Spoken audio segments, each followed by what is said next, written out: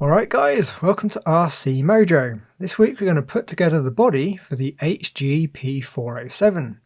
I've already done the painting and there's plenty of guides around if you need a hand. I did this one when it was below freezing outside, so it involved lots of quick spraying outside, then bringing the body back into the warm, so filming would have been a bit tricky to say the least. The paint was Halford's Volkswagen Brilliant Orange on Halford's grey plastic primer with Halford's gloss lacquer over the top. The orange is a little bit thin in a couple of places, on the peaks of the rear arches especially, but it'll do the job. I'm planning on running the truck, so those bits will probably end up getting scratched enough that you're not going to notice the orange is a bit grey. Anyway, here we go then. Step 17. The front running lights, or at least I think that's what they are. But before we get to assembling the bits, we need to paint up the lenses. As well as all the clear ones, we also need to paint the rear lenses. They're going to need edging in black. For the orange lenses, we've got the front and rear running lights and the indicators that sit under the headlights. The easiest thing to do is carefully cut them from the parts tree and stick them lens down with a bit of blue tack. Now we can give the insides a nice good coat of Tamiya clear orange. One coat is just about good enough to get a good colour. You can go to 2 or 3 coats for a deeper colour, but any more and they start looking a bit dark. I'm going to do the rear lenses off camera as they are going to be a little bit fiddly.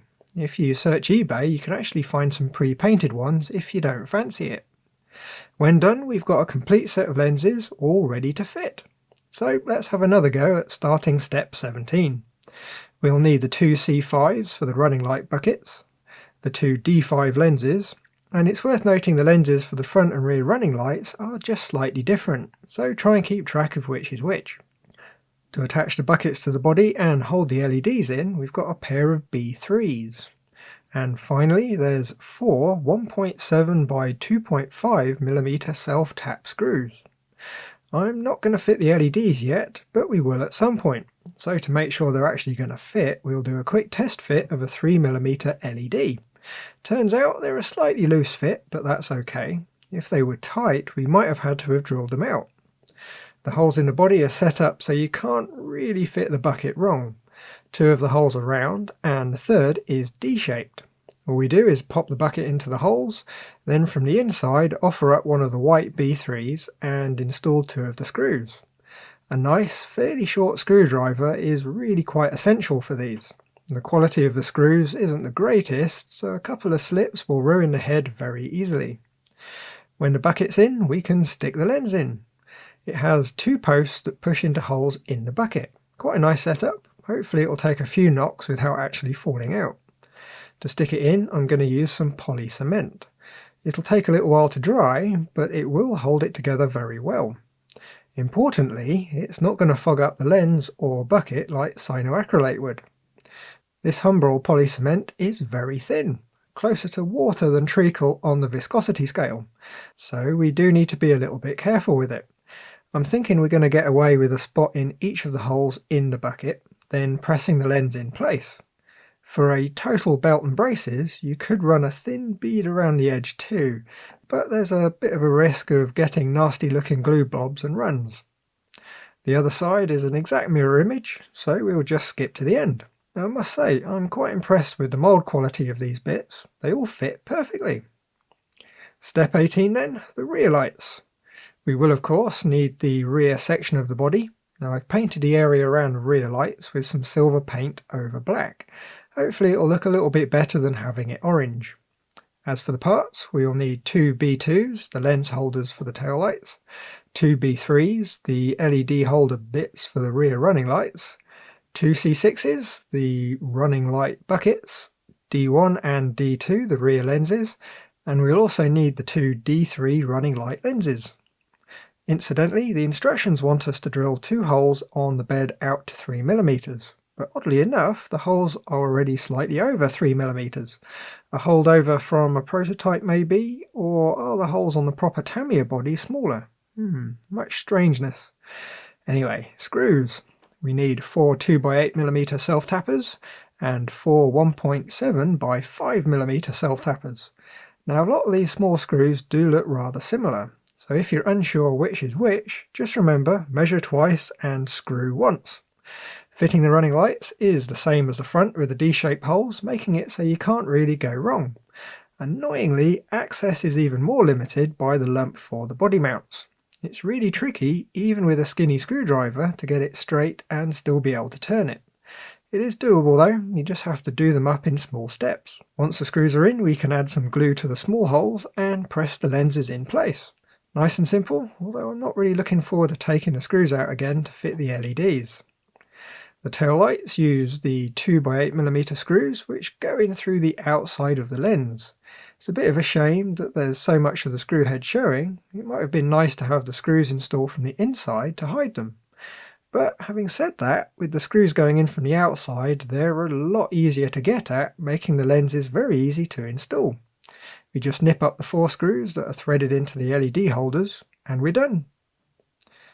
Okay then, step 18, headlights and the front bumper.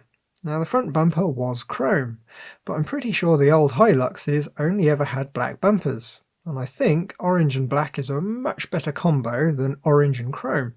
So I stripped most of the chrome off with a good soak in some old glow fuel, and then painted them in some semi-gloss black. Should look the part, I think. In addition to the bumper, we also need the indicator lenses, headlight lenses, the D7s, headlight buckets, C2 and 3. Now these and a lot of the other bits are sided, so make sure you keep track of which is which. There's the indicator buckets, C1 and 4, and the indicator LED clips, the B5s. For screws, all we need are 6 2x6mm self-tappers. First up, we will test fit a 3mm LED in the indicator bucket. Now they should fit fine, but it's still easier to check now than find they don't fit later. And as you might expect, the LED fits with a lot of space to spare. Now we can fit the LED clips with one of the 2x6mm screws, one for each bucket. Now before we fit the bits of the bumper, we need to make sure we've got it the right way up. There's a nice little diagram that shows that the larger side is the top face. It's probably not the end of the world if you do get it wrong, but you'll probably find the bits don't fit quite as nicely as they should. We need to pop an indicator lens in the bumper. Now they don't clip in or anything, they just sit there, only being held in once the bucket's fitted. The bucket itself locates nicely on the 2 screw posts on the bumper, and gets held in with 2 more of the 2x6 screws. Just remember the buckets are sided, so make sure you get them the right way round. That just leaves the headlights. What we do is clip the lenses into the buckets. The lenses have tabs, and they do need quite a bit of pressure to clip in, but when they do, they fit perfectly. Step 19, the front panel. HG include a pair of number plate surrounds that would need gluing to the panel. Now I'm not a huge fan of how they look, so I'm going to leave them out, for now at least. Here's the front panel all painted up. It's one piece, so it needs a bit of careful masking if you want to include the body colour. Otherwise, it's just a case of painting the whole lot black. We'll need a few other bits too. There's the 2 B1s and 2 B4s for the LED clips, D6 and 8, the side light lenses, 6 2x6 self-tappers, 2 3x8 self-tappers, and 2 M3x6 machine screws. We'll also need the metal bracket, which I'll dig out when I actually notice it in the diagram. Now I think we're going to start by fitting the bumper to the panel. It's going to stiffen things up a bit and give us something a bit more substantial to hold on to.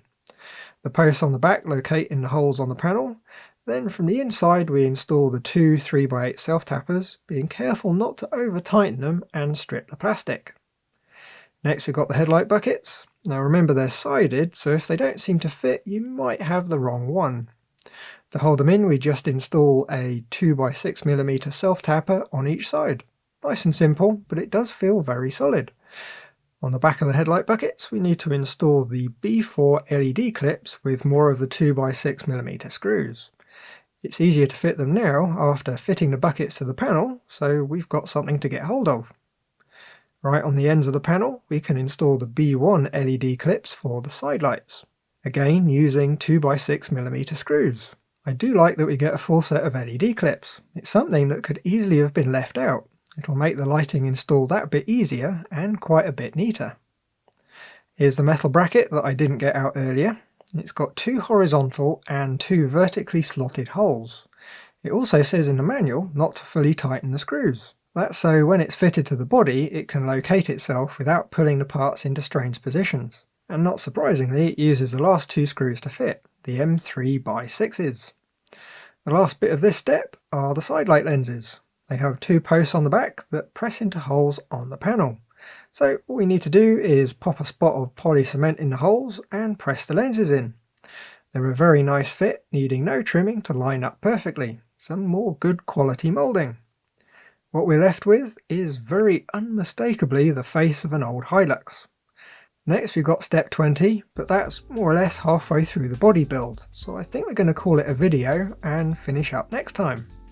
Overall, I'm quite impressed with the quality of the body parts. They're not quite as good as the Tamiya ones, but if you're wanting a running truck and not a shelf queen, it's more than up to the task. Very nice.